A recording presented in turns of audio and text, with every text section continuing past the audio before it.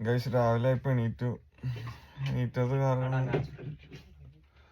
രണ്ടമ്മമാരോട് വന്നിട്ടുണ്ട് വിഷുക്കണി കാണിക്കാൻ.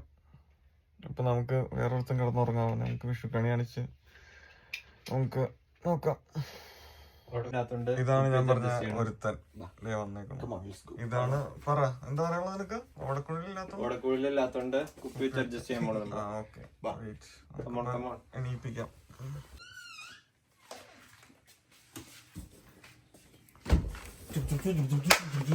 കണ്ടു ഞാൻ കൃഷ്ണനെ ഗോപാലകൃഷ്ണനെ കൊണ്ടൽക്കാരനെ കർവനെ കണ്ടു ഞാൻ കൃഷ്ണനെ ഗോപാലകൃഷ്ണനെ കൊണ്ടൽക്കാരനെ കർവനെ 1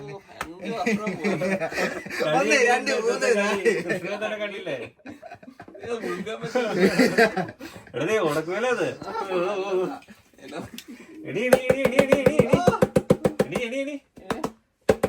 കഴിഞ്ഞിട്ടൊക്കെ താണ്ട കഴിഞ്ഞിട്ട് താട്ടെ മാറുന്നു. ഗൈസ് എണീറ്റു. അത് ഇവനെ എണീപ്പിച്ചു. പിന്നെ ഇവിടെ കിടക്കണ്ട്. മാങ്ങാണിക്കേ ഹാപ്പി വിഷു പറ എല്ലാവരോടും. Happy Vishu guys. എല്ലാവർക്കും ഹാപ്പി വിഷു ഗൈസ്.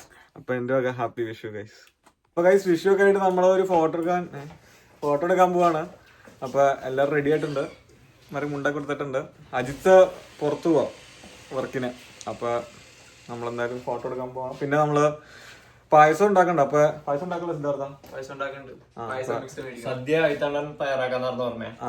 അപ്പൊ അയിത്തണ്ണൻ അങ്ങനെ തയ്യാറാക്കും. അപ്പൊ നമ്മള് കുറച്ച് സാധനങ്ങളൊക്കെ മേടിക്കാൻ കടയിലും പോണ്ട്. അപ്പൊ അതിന്റെ കാണിച്ചു തരാം. പിന്നെ അജിത്ത് വരുന്നുണ്ട്.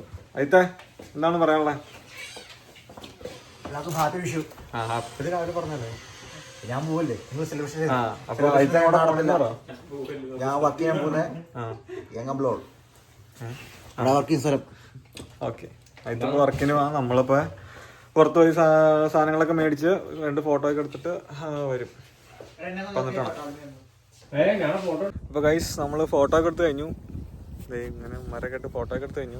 നമ്മുടെ ക്യാമറാമാൻ ഇവനെ അറിഞ്ഞു. പക്ഷെ ഇവൻ നമ്മൾ ഒഴിവാക്കി. നമ്മള് പിന്നെ സെറ്റ് ചെയ്തു.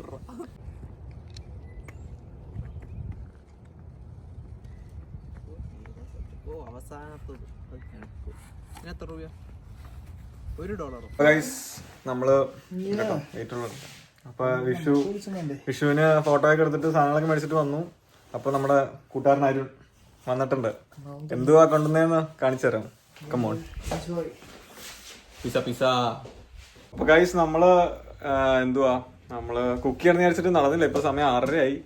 അപ്പത്തേക്കും നമ്മള് രാവിലെ പോയി ഫോട്ടോ ഒക്കെ എടുത്തായിരുന്നല്ലോ. അപ്പൊ ഈ കൊണ്ടാമറ വന്നിട്ട് പറയാണ് ഇവന് ഫോട്ടോ എടുക്കണം. അപ്പൊ ഇവന് ഫോട്ടോ എടുക്കണം. അപ്പൊ നമ്മള് ഒന്നോടെയും പോയി ഒന്ന് ഫോട്ടോ എടുത്തിട്ട് നമുക്ക് കുക്ക് ചെയ്യാന്ന് വിചാരിച്ചിട്ടാണ്. അപ്പൊ അത് കഴിഞ്ഞിട്ട് നമുക്ക് കാണാം. ഗൈസ് നമ്മള് കുറച്ച് സാധനങ്ങളൊക്കെ റെഡി ആക്കിയിട്ടുണ്ട്. കാണിച്ചു തരാം. ഞാൻ കുറച്ച് സാമ്പാർ ഉണ്ടാക്കിയിട്ടുണ്ട്. സാമ്പാറുണ്ടാക്കിയെന്നാണ് പറഞ്ഞത്. പിന്നെ ക്യാബേജ് ഉണ്ടാക്കി. സാമ്പാർ ഉണ്ടാക്കി വെച്ചിട്ടുണ്ട്. നല്ല ആവിയൊക്കെ പറഞ്ഞ സാമ്പാർ.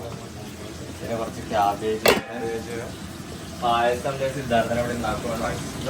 സിദ്ധാർത്ഥ എന്താണ് പറയാനുള്ളത് പായസത്തിന്റെ കാര്യം?